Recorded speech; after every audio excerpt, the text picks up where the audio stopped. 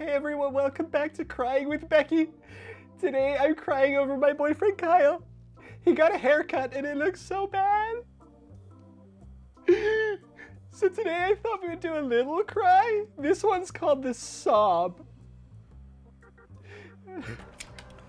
Becky, what you doing? What? I'm filming content, get out. Every time I come in here, you're bawling your eyes out. Why? Because that's my TikTok channel, Crying with Becky. Why don't you make a TikTok, Being Boring with Maria? I'm sure everyone will love it.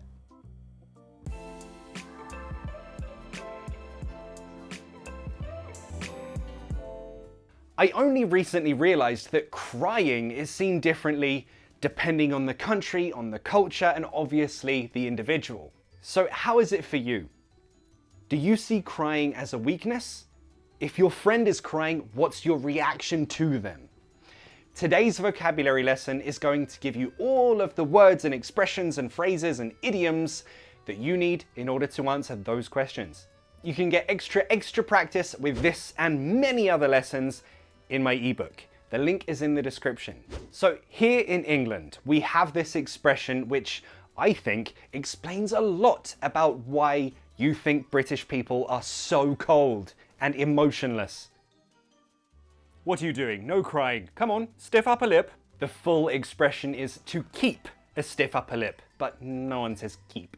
They just say stiff upper lip, and you say this as a suggestion when someone is full of emotion, like they're angry, they're sad, they're about to cry.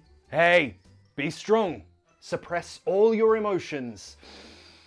Stiff upper lip. It's very healthy. Literally, make your upper lip stiff, hard. And don't cry, don't get angry or sad. Just keep your emotions in, because we're British, I don't know why. Honestly, these days, only super old-fashioned people actually say it. Or you might see this in a movie or a TV show like Downton Abbey, maybe. Similar to that. Come on, chin up. Again, the full expression is keep your chin up, but people just say chin up. It sounds kind of patronizing. And again, it's not really helpful. More specifically, it means, hey, I know things suck. I know you're sad, but don't be sad. Try and be happy. This one you still might hear in regular conversation, in daily life, in movies and TV shows. So I want to know, do you have a similar expression in your language, in your country, with either of these? Of course, be careful using these. Let's say someone died and they're really sad, they want to cry. Don't say, come on, stiff upper lip, or keep your chin up. It will sound very inappropriate, so don't say that. This is more like, oh, you got fired? Don't worry, chin up, something else will come. Honestly, I think these suck as expressions, but you might hear them, so it's good to know them. I think if you want to cry, go ahead, my dude. Honestly, it'll make you feel better. And feeling better from crying is our next bit of vocabulary. When you express a very strong emotion, like crying or shouting loudly or whatever, you feel like, all that stress, all that tension, gone.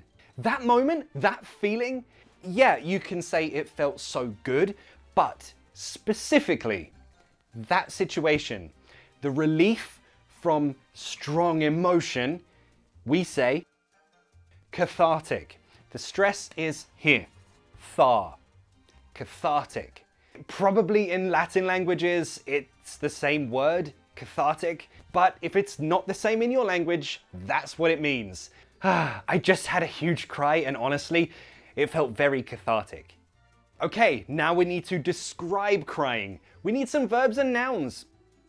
This water that comes from your eye, what's the name of it? You can count them. They are called tears. The pronunciation isn't so strict. Sometimes you'll hear it tear, like it's one flat sound, and other times you might hear tears.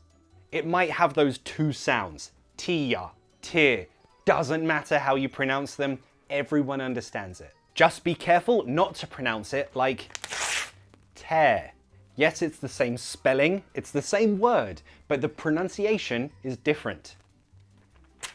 Tear. Tear. When you feel like this, you're about to cry, but you can control it. You can make sure the tears don't come to your eyes. We say, you hold back the tears. Now, if it's more difficult, if it's really emotional, you really want to cry, but you try very, very hard to not cry, you might want to change that verb to fight. So a full sentence could be, I'm fighting or I'm holding back the tears. For example, I just watched A Star is Born. I'm fighting back the tears. It's so emotional. You didn't cry? You're a robot. Personally, I'm not good at this. If I feel like I'm going to cry, then I'm gonna cry. But there are levels of crying, right? So let's start small. When your eyes do this, when the tears come, you say this. To tear up, to well up. Pronunciation, we have connected speech right here. Tear up, tear up. As a sentence, I'm tearing up, I'm welling up. And it just means the tears come to your eyes slowly. They haven't come down your face yet. At this point, someone might try to make you feel better. If your friend is sad, you want to comfort them, to help them feel better. Maybe you want to say, you're not alone, I'm here for you. The verb for this action is to console. Again, the stress is here, console. So that first syllable is a schwa, k, console. She is consoling him. Question for you in the comments, let me know.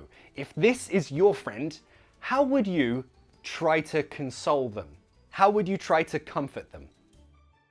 If you can't control it, you can't hold back the tears, it comes out in an explosion of tears.